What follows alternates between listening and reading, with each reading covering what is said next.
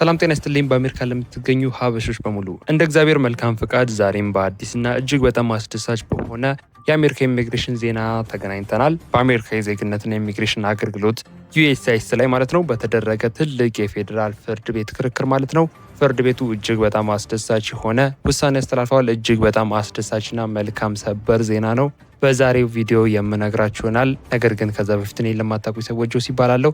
ለዚህ ቻናል አዲስ የሆናችሁም ሰዎች ቻናሉን ሰብስክራይብ ማድረጋችሁ እንዳትረሱ፣ ቪዲዮንም ላይክ ያደረጋችሁ መጀመራችሁን እርግጠኛ ሁኑ። ወደ ጉዳያችን እንግባ።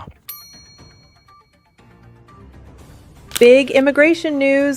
USCIS has officially announced that it will stop enforcing several controversial policies affecting applicants from 39 travel ban countries. But there's an important catch. What exactly changed? Why did a federal court step in? And what does this mean for immigration benefit applicants? የእነዚህን ዌብሳይት ሊንክ ዲስክሪፕሽን ቦክስ ውስጥና የኮሜንት መጀመሪያ ላይ ያስቀምጥላችኋለሁ። ኢንፎርሜሽን በራሳችሁ ማግኘት ለምትፈልጉ ሰዎች።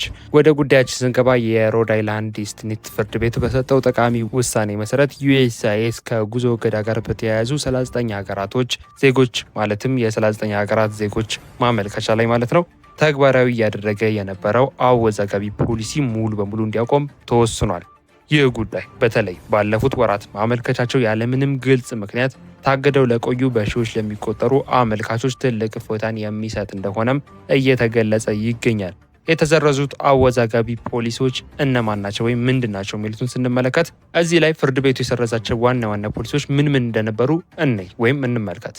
የመጀመሪያው የጥበቃ ፖሊሲ ነው። ይህ ምን ማለት ነው? ቤኔፊት ሆልድ ፖሊሲ የሚባለው ነው። ከጉዞ እገዳ ከተሸፈኑ 39 ሀገራቶች የሚመጡ ማመልከቻዎች ወይም ሰዎች ማለት ነው ተቀባይነት ቢያገኙ ኤጀንሲው ግን ወይም USCIS ማለት ነው ውሳኔ ሳይሰጥባቸው ጉዳያቸው ለረጅም ጊዜ በእግድ ወይም ደግሞ ሆልድ ሆነው እንዲቆዩ የሚደረገው አሰራር ተወግዟል በፍርድ ቤቱ ማለት ነው።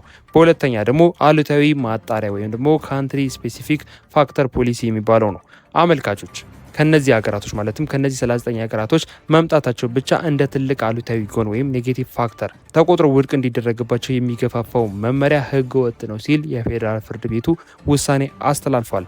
ፍርድ ቤቱ እነዚህ ፖሊሲዎች ምክንያታዊ እንዳልሆኑ እንዲሁም ደግሞ በቂ ማብራሪያ እንዳልተሰጠባቸውና አመልካቾች ላይ ከፍተኛ የሆነ ጉዳት እያደረሱ መሆኑን አረጋግጧል። ከዚህ ጋርም ተያይዞ የUSCIS ምላሽና ቀጣይ እርምጃ ምንድነው ከዚህ በኋላ የሚሆነው የሚለውን ስንመለከት Let's break it all down. In today's update, we're covering a major USCIS announcement that follows a significant federal court decision. This case could impact thousands of immigration applicants whose cases were delayed or negatively affected under previous USCIS policies. We'll explain what the court ruled, why the policies were struck down, and what USCIS plans to do next.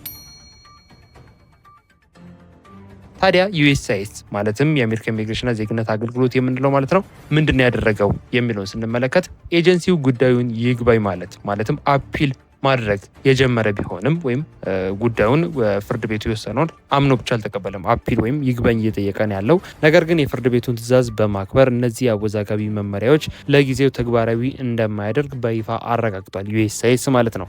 ይህ ማለት አሁን ላይ እነዚህ ፖሊሲዎች ውጤት የላቸው። ይህም በሂደት ላይ ያሉ መተግበሪያዎች ወይም ደግሞ አፕሊኬሽኖች የምንላቸው ማለት ነው በተለመደው አግባብ እንዲታዩ ወይም እስከዛሬ በነበረው መንገድ እንዲታዩ ወይም እንዲስተናገዱ USCIS ውሳኔ አስተላልፏል። ስለዚህ እንደነገርኳችሁ የፌዴራል ፍርድ ቤቱ እጅግ በጣም አስደሳች የሆነ ውሳኔ ነው ያስተላለፈው። የዛሬ ቪዲዮ ይህን ይመስል ነበረ። እጅግ በጣም አስደሳች መረጃ ወደ እናንተ እንዳቀረብኩኝ ተስፋ አደርጋለሁ። ሀሳብ አስተያየት እንዲሁም ጥያቄ ኮሜንት ላይ ጻፉልኝ። ጉዳዩን አሁንም በቅርበት የምንከታተል ይሆናል። በቀጣይ የሚወጡ አዳዲስ መረጃዎች እንዳሉ ወይም እንደወጡ ወዲያውኑ ተከታትዬ ቪዲዮ የምዘራላችሁ ወይም የማቀርብላችሁ ይሆናል። በዚህ ቻናል አዲስ የሆናችሁ ሰብስክራይብ ያላደረጋችሁ ሰዎች ቻናሉን ሰብስክራይብ ማድረጋችሁ እንዳትረሱ። ቪዲዮንም ምን ያህል እንደወደዳችሁት ላይክ ያደረጋችሁ አሳውቁኝ። ምክንያቱም ላይክ ባረጋችሁ ቁጥር ምን ያህል እየወደዳችሁት እየተመቻችሁ እንደሆነ ስለምረዳ ሁላችሁም ላይክ ያደረጋችሁ ምን ያህል እንደወደዳችሁ ታሳውቁኝ። በቀጣይ በሌላ ቪዲዮ እንገናኛለን። መልካም ጊዜ